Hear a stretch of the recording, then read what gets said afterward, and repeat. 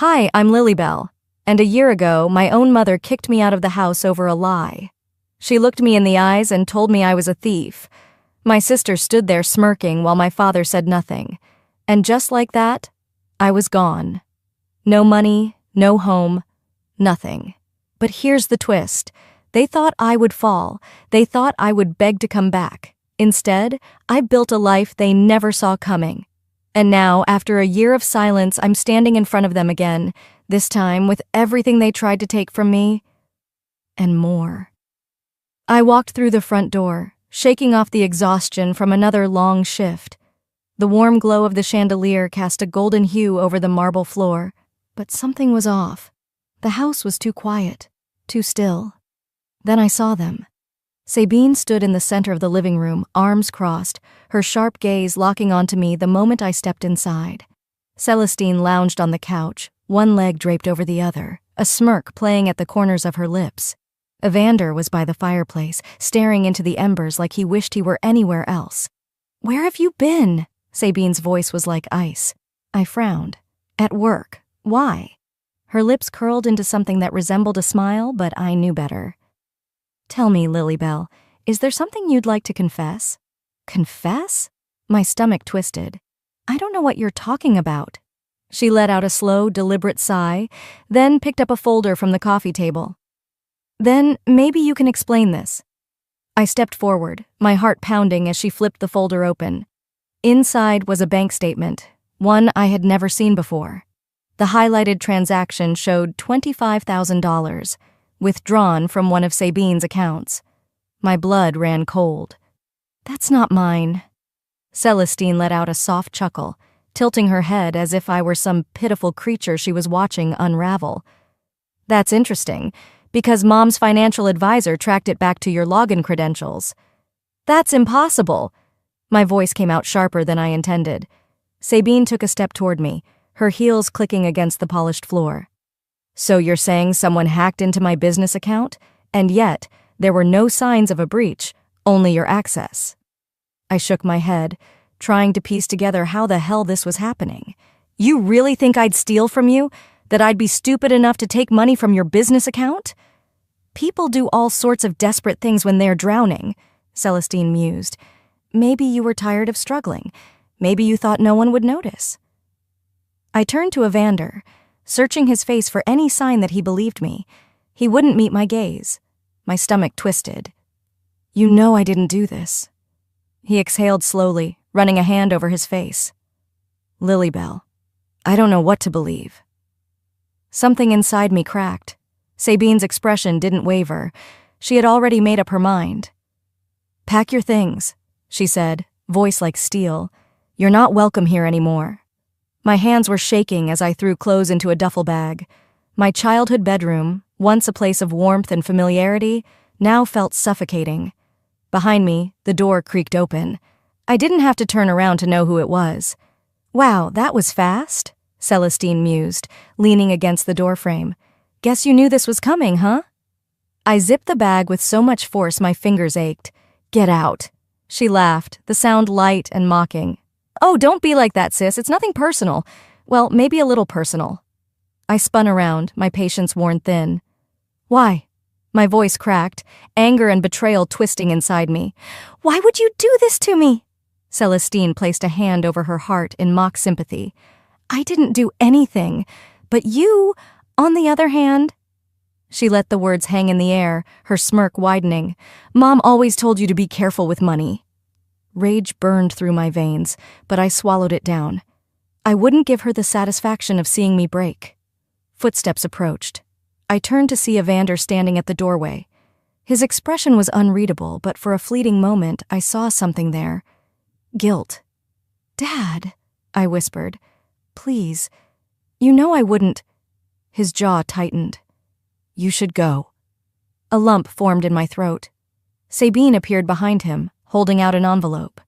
"This should get you by," she said, her tone almost dismissive. I opened it. A measly $200. That was it. That was all I was worth to them. I clenched my jaw, shoving the envelope into my pocket. Celestine stepped aside as I walked past her. "Good luck, loser," she whispered, her laughter echoing behind me as the front door slammed shut. The night air was cold against my skin. The drizzle had turned into a steady rain, soaking through my jacket as I stood on the sidewalk, gripping my duffel bag. I had nowhere to go. The reality of it sank in, heavier than I expected. I had always known Sabine played favorites, that Celestine could twist reality to suit her needs, but I never thought they'd actually cast me out. I had spent years trying to prove I was good enough for them. For what? My phone buzzed in my pocket. A single text. "You'll regret this." I didn't know if it was Sabine or Celestine. Maybe both. The rain blurred the city lights as I stepped onto the bus. I didn't look back. That house wasn't my home anymore. 1 year later, I returned, not as the girl they abandoned, but as someone they never expected. Sabine leaned back in her leather chair, tapping her manicured nails against the desk. The bank statement in front of her told a story she didn't want to believe. The missing money, the $25,000 that had supposedly been stolen, was never in my hands. It had been traced back to Celestine.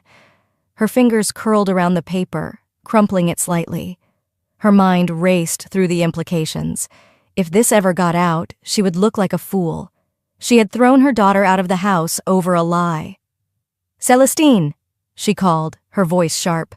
Celestine waltzed into the office like she owned the place, a Starbucks cup in one hand, phone in the other. "Yeah?" Sabine held up the statement. "You care to explain this?" Celestine barely glanced at it before shrugging. "Oh, that?" She sipped her coffee. "Relax, Mother. It's not like you can't afford it." Sabine's nostrils flared. "You let me believe Lilybell stole from me. You sat there and watched while I threw her out." Celestine rolled her eyes. "And? She's gone. It's done. No one cares." Sabine clenched her jaw so tight she felt her teeth ache. "You're lucky I'm cleaning up your mess," she muttered. Celestine smirked over the rim of her cup. "I know." The restaurant hummed with the quiet chatter of the city's elite. A year ago, I wouldn't have stepped foot in a place like this. Now, I belonged. I sat across from a man in a tailored suit, his eyes assessing me as he slid a document across the table. $2 million, he said simply. "A startup investment in your name. You've done well, Miss Renard." I picked up the contract, flipping through the pages. It wasn't just money. It was validation, proof that I had clawed my way back from nothing. I signed my name without hesitation. "This isn't just business for you, is it?" the man observed. I met his gaze. "No, it's personal." As I stood to leave, my phone buzzed. A text, an address, a time. A family gathering. At that house? Perfect. I tucked my phone away, smoothing the front of my dress. Let's see how much has changed. The house looked the same, but I wasn't the same girl who had walked out of it a year ago. I stepped inside and the air shifted. Sabine stood near the staircase, wineglass in hand, her smile as fake as the designer necklace around her neck. Celestine, perched on the arm of a sofa, looked up from her phone, her eyes darting nervously. Evander was by the fireplace, swirling a drink, avoiding my gaze. No one spoke for a moment. "You look, well," Sabine said finally, her tone forced. "You don't," I replied smoothly. Celestine scoffed. "Well, that didn't take long." I ignored her, stepping further into the room. Every detail was the same. The furniture, the lighting, even the faint scent of Sabine's expensive perfume in the air. It was like walking into a museum of my past. But I wasn't here to admire the exhibits. I was here to burn the place down. As I took my seat, I knew one thing. I wasn't leaving until they knew exactly who I'd become. They thought I'd forgotten. They thought I'd forgiven. They were wrong. The dining room was set like something out of a magazine. Fine china, crystal glasses, a perfectly arranged centerpiece. But no amount of carefully curated decor could hide the tension that crackled through the air. Sabine sat at the head of the table, her expression serene as she speared a piece of asparagus with her fork. Across from her, Evander nursed his drink in silence. Celestine scrolled through her phone, pretending to be uninterested. And me? I sat there, watching them play their parts in this twisted little performance. "So," Sabine began, her voice smooth, "Lilybell, tell us, what exactly have you been doing this past year?" I took a sip of wine, letting the question settle between us. "Oh, I said lightly. Surviving. Thriving, actually. Sabine's eyes flickered, but her expression remained neutral. That's good to hear. Celestine snorted. Please, you probably got lucky with some rich guy throwing money at you. I turned my gaze to her. Interesting assumption, considering I made my own fortune. But then again, you've never been great at handling money, have you? Celestine stiffened, and I saw it. The briefest flash of unease in her eyes. Then she made her mistake. Unlike Mom, I don't have financial difficulties, she muttered, stabbing her salad a little too aggressively. The room went still. Sabine's grip on her wine glass tightened just enough for her knuckles to pale. Evander finally looked up from his drink, brow furrowing. Financial difficulties? I repeated, tilting my head. Funny, I thought you had everything under control. Sabine's reaction was immediate. Her head snapped toward Celestine with a sharp, warning look. Celestine tried to backtrack. I just meant, things have been tight lately, that's all. I set my fork down. Oh, you mean the missing money?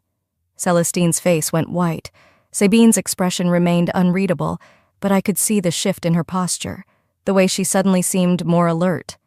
Evander looked between them, his frown deepening. What money? I leaned forward, resting my elbows on the table.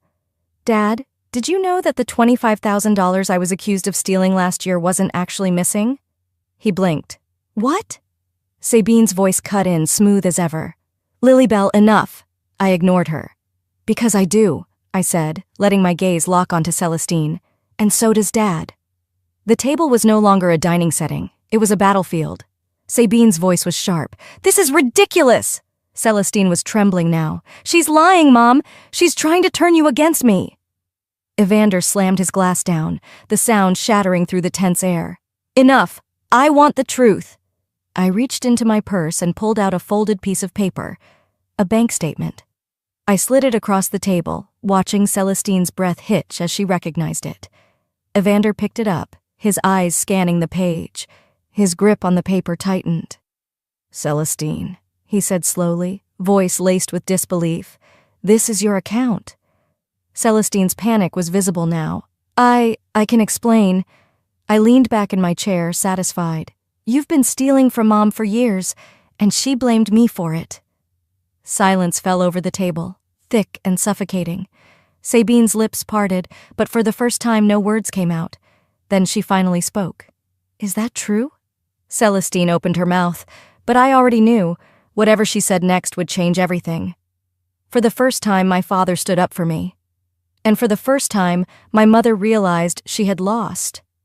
Celestine's eyes darted around the room, searching for an escape, for some way to turn this in her favor.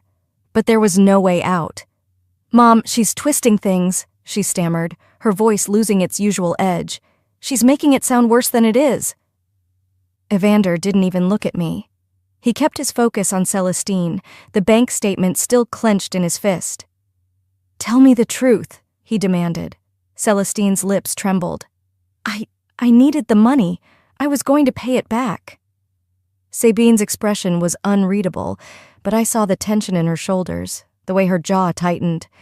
You let me throw Lilybell out of this house over a lie, she said quietly. Celestine's breath hitched. You wouldn't have believed me anyway. I watched as Sabine's mask started to crack. Her mind was racing, calculating, figuring out the best way to bury this. She wouldn't admit she was wrong. She never did.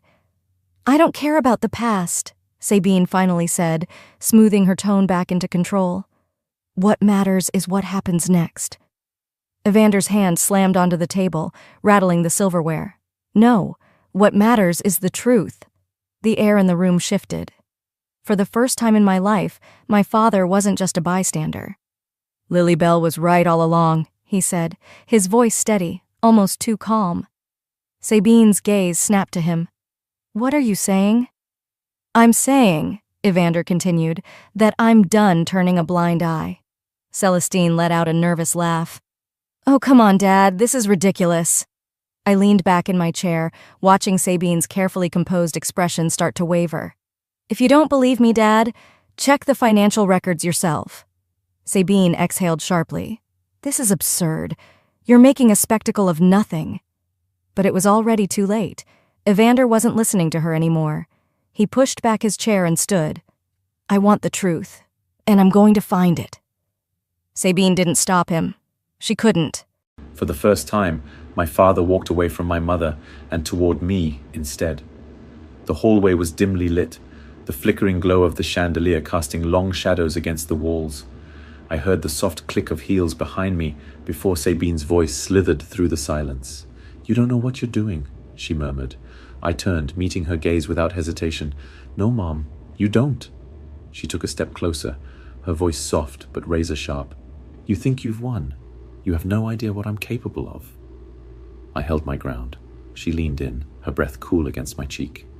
"You should have stayed gone," she whispered, "because now there's no going back." I didn't flinch. I didn't speak. I just turned and walked away. The game wasn't over. It was just getting started. The cafe was warm, the scent of roasted coffee beans thick in the air. Rain drizzled against the large window beside me, Seattle's ever-present gloom making the glow of the pendant lights above feel almost intimate. Celestine sat across from me, her hands wrapped around a latte she hadn't taken a sip from. She looked different, not physically, but in the way she held herself. Less smug, more cautious. "I want to make things right," she said, her voice softer than I ever remembered. I leaned back in my chair, studying her. "Do you?" She exhaled sharply. "Look, I know I messed up, okay, but I was trapped, just like you." "Mom, she controls everything. You think I had a choice?" I scoffed. "You always had a choice. You just liked the benefits of staying on her side." Celestine flinched. I was scared. "You don't know what it's like." "Oh, I don't?" I cut in. "Funny. I seem to remember being the one kicked out in the rain while you laughed." She winced, looking down at her untouched coffee. "I deserve that." A pause. For a moment, I almost believed her. "So why now?" I asked, watching her carefully. "What changed?" Her apartment was smaller than I expected, but still stylish, tastefully decorated in cool grays and blues, as if trying too hard to project an image of stability. Celestine poured 2 glasses of wine, handing me one. "I just want us to talk," she said, her voice unusually soft. I took the glass, but didn't drink. "All right, talk." She hesitated. "Mom, she's struggling more than she lets on. I thought maybe if we—" Her phone buzzed on the coffee table, the screen lighting up with a message. "Is she there?" I recognized the sender instantly, Sabine. I set my glass down. "You never meant a single word, did you?" Celestine stiffened. "It's not like that." I picked up her phone and turned the screen toward her. "Then explain this." She swallowed hard, her fingers tightening around her glass. "Mom just wants to talk," she said quickly. "That's all." I laughed, cold, sharp. "She doesn't talk, Celestine. She manipulates. She twists reality until you're not sure which way is up, and you—" I gestured to her. "You were her favorite puppet." Celestine stood, moving toward me, but I held up a hand. "Don't," I warned. She exhaled, shaking her head. "You don't understand." "No, I do." My voice was steady, controlled. "And I'll tell you this once, so listen carefully. If either of you try this again, I will destroy you both." Celestine's expression wavered, doubt flickering in her eyes for the first time, but it wasn't enough. She forced a smirk. "Then I guess we'll see who wins." I didn't reply. I had already made my decision. Sabine had played her last card. Now it was my turn. I sat in my apartment, fingers resting lightly on the rim of my wine glass. The city lights flickered beyond the window, but something felt off. A nagging feeling clawed at the edges of my mind, like I was being watched. I shook it off. Paranoia was a dangerous thing, and I wasn't about to let it sink its teeth into me. Then, 3 sharp knocks at the door.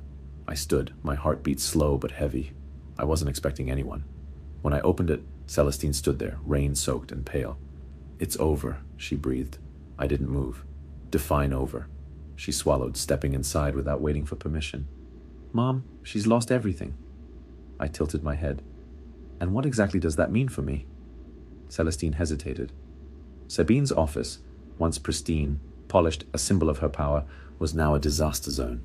Stacks of papers lay scattered, the scent of spilled whiskey lingering in the air. A group of executives stood near the doorway, murmuring among themselves, avoiding her gaze. Evander stood across from her, his arms crossed. The shift in power was undeniable. "It's over," he told her. "You lost." Sabine let out a sharp, humorless laugh. "You think I built all this just to let you take it from me?" Evander's expression didn't change. "You did this to yourself." She paced, hands shaking, but her voice was still controlled. "I still have leverage." He frowned. "What are you talking about?" She turned. eyes glinting with something dangerous. "If I go down," she said slowly, "she's coming with me." I should have known Sabine wouldn't go quietly. When she called, I almost ignored it. But something in me knew. This wasn't a conversation I could avoid. I arrived at the meeting spot, an upscale lounge with dim lighting and expensive decor. She was already seated, a glass of wine in hand, her expression unreadable. "You look well," she said smoothly. I sat across from her. "Cut the act." She sighed, swirling her drink. "Lilybell, we don't have to do this. We can fix it. Work together." I let out a short laugh. "Work together? Like we did when you threw me out with nothing?" She set her glass down a little too hard. "That was a mistake. No, it was a choice." She inhaled deeply, then leaned forward, voice dropping to a whisper. "You have no idea what kind of enemies you're making." I didn't flinch. "And you have no idea who you're dealing with." Sabine's mask cracked. "You think you've won?" she hissed. "You're still just a foolish girl playing pretend." I smiled. "Then why do you look so scared?" Her jaw clenched. She was losing control and she knew it. I stood, adjusting my coat. "Goodbye, Mother," I said. And for the first time she looked afraid. Sabine had lost the game. Now it was time for her to face the consequences. The law office smelled of polished wood and expensive desperation. Sabine sat rigid in the leather chair, her perfectly manicured nails tapping against the armrest in a slow, controlled rhythm. Across from her, her attorney adjusted his tie, flipping through the mountain of legal paperwork spread before them. "This isn't good," he admitted, barely meeting her gaze. Sabine scoffed, crossing her legs. "I don't pay you for obvious statements. I pay you to fix problems." Her attorney hesitated. "Your assets are frozen. The lawsuits are piling up. If this goes to trial, you could—" Sabine cut him off with a sharp wave of her hand. "If I can't keep my money, neither can he." She leaned forward, voice lowering. "There are ways to make this go away. Maybe some paperwork gets lost. Maybe a deal is struck before—" The door swung open before she could finish. Evander walked in. She stiffened, her spine snapping straight. He looked different, stronger, steadier. And then she saw what he was holding. A folder, thick, unyielding. He placed it in front of her. "This is everything," he said, his voice calm, almost pitying. "Every forged signature, every embezzled dollar, every lie." Sabine's fingers twitched, but she forced herself to remain composed. "You can't do this to me." Her lawyer cleared his throat and looked away. "There's nothing left to fight for." For the first time in her life, no one was listening. Celestine's apartment wasn't the same. The expensive furniture was still there, but the life had been drained from it. Half the paintings were gone. A few cardboard boxes sat in the corner, taped haphazardly. She sat on the couch, a nearly empty glass of wine in her hand. "I had everything," she murmured. "And now I have nothing." I leaned against the doorway, watching her. "You had everything because you let her decide who you were," I said. "Now you have nothing because without her you don't know who that is." Celestine let out a brittle laugh. "I thought I was different. I thought I was special." She shook her head. "But I was just another pawn." For the first time I saw it, realization, regret. She looked up at me, eyes pleading. "Then what am I supposed to do?" I didn't answer. I just turned and walked away. The courtroom was colder than I expected. Sabine stood before the judge, her face carefully blank, but I could see the tension in her jaw, the way her shoulders squared just a little too tightly.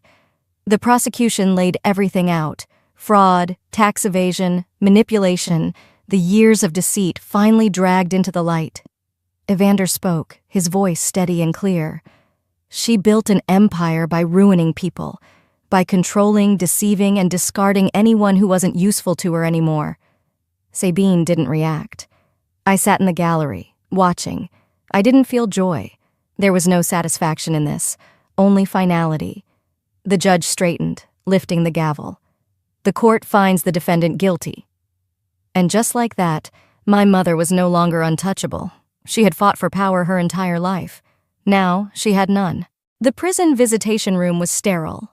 White walls, a faint smell of bleach lingering in the air.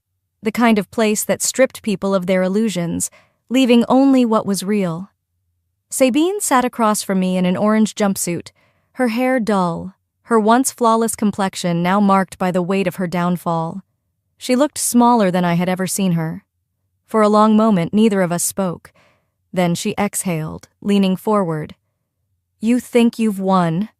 Her voice still held a trace of the woman she used to be, the one who commanded, who demanded, who never bowed. But there was no real fight left in her. I tilted my head slightly, considering her words. Then I smiled. "No, Mother," I said. "I just walked away." Her eyes flashed, but only for a second. "You were never my weakness," I continued, my voice steady. "You were just my past." The motel smelled like stale cigarettes and lost hope. Celestine opened the door hesitantly, her once perfect posture now slightly hunched. The designer clothes were gone, replaced by an oversized hoodie and leggings that looked like they hadn't been washed in days.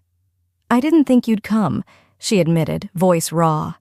I stepped inside, surveying the small, dimly lit room. It was a far cry from the luxury she used to flaunt. "Why am I here, Celestine?" I asked, my tone neutral. She sat down on the bed, running a shaky hand through her tangled hair. "I don't know who I am without her." There it was. The truth. I watched her for a moment. I should have felt something. Sympathy, maybe. But I didn't. "You have two choices," I said simply. "Figure it out, or don't. Either way, it's not my problem." Her lips parted, searching for words, but she found none. I turned toward the door. "I don't owe you anything," I said over my shoulder. And for the first time, I meant it.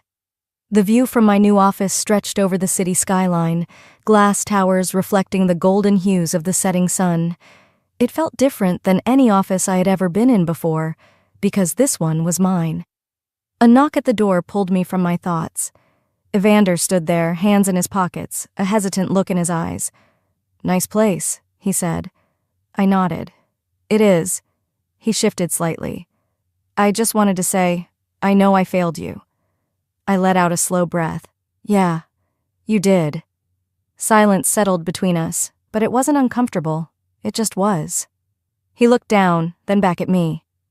"I'd like to fix things." I gave him a small smile, but it wasn't an invitation. "Some things can't be fixed, Dad." He nodded once. He understood. And then he left. I turned back to the window, watching the city lights flicker to life.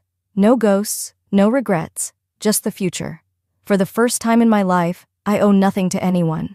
Some scars never fade. But that doesn't mean you have to keep looking at them.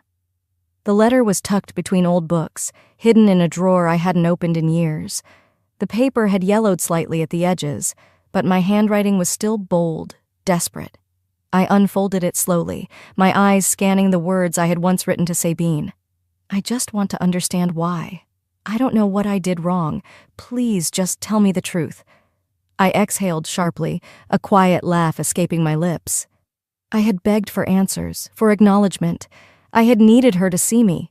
Now I didn't need anything from her at all. Without hesitation, I crumpled the letter and tossed it into the fireplace. The flames curled around the paper, turning the past into nothing but ash. I watched it burn, feeling nothing. "I spent too many years waiting for something that was never coming," I murmured. I was done waiting. The coffee shop was quiet, the early morning rush having died down. Celestine sat across from me, her fingers wrapped around a ceramic mug, her nails chipped. A far cry from the woman who used to flaunt designer handbags and effortless perfection. She didn't ask for money. She didn't make excuses. She simply sighed and said, "I messed up." I stirred my coffee, watching her. "Yeah, you did." She let out a weak laugh, shaking her head. "You're not going to make this easy, are you?" I took a sip. "Was it ever easy for me?" Celestine looked down, nodding slowly. "I didn't expect forgiveness," she admitted. I guess I wanted you to know I see it now. Everything I did, everything I let happen." There was a time when those words would have mattered, a time when I would have clung to them, hoping they meant something. Now they were just words. "What now?" she asked, her voice quieter. I glanced out the window, watching the city move forward, just like I had. I don't know, I said honestly, but whatever it is, I'll be fine. And for the first time, Celestine didn't argue. The contract in front of me was thick, filled with details, numbers, legal jargon. A year ago, I might have hesitated. Now I reached for the pen without a second thought. "You sure about this?" the investor sitting across from me asked. I smiled. I built this, every inch of it. I've never been more sure of anything. As I signed my name at the bottom of the page, I felt it. Not just relief, but something deeper. Freedom. I stood, walking over to the window, my office high above the city. The skyline stretched out before me, endless possibilities waiting just beyond the glass. For the first time in my life, I wasn't looking back. I wasn't running from anything anymore. I was exactly where I belonged. Life has a way of teaching us lessons, sometimes in the hardest, most painful ways. But if there's one thing I've learned, it's this. You are not defined by the people who hurt you. You are not bound to the past that tried to break you. You are more than the pain, more than the betrayal, more than the voices that told you that you weren't enough. Walking away wasn't just about leaving behind toxic relationships. It was about reclaiming my own power. It was about understanding that closure isn't something someone else gives you. It's something you create for yourself. The moment I stopped waiting for apologies, for justice, for validation, was the moment I truly became free. Maybe you've been in a situation like mine. Maybe you've trusted the wrong people, held on to something or someone that never held you back. Maybe you've spent years waiting for change that never came. If you take one thing from my story, let it be this. You don't need permission to start over. You don't need someone else to acknowledge your worth. You already have it. And the moment you realize that, that's when everything changes. Now, I'd love to hear from you. Have you ever had to walk away from something or someone for the sake of your own peace? Was there a moment in your life when you realized you deserved better? Let me know in the comments. Drop a 1-inch if this story resonated with you, or tell me where you're watching from. I'd love to connect with you. And if you didn't like this story, let me know why. Your feedback matters. If you found value in this video, make sure to subscribe to the channel so you don't miss the next story. There's always more to tell, and I can't wait to share it with you. Until next time, remember, your past doesn't define you. But what you do next, that's what really matters.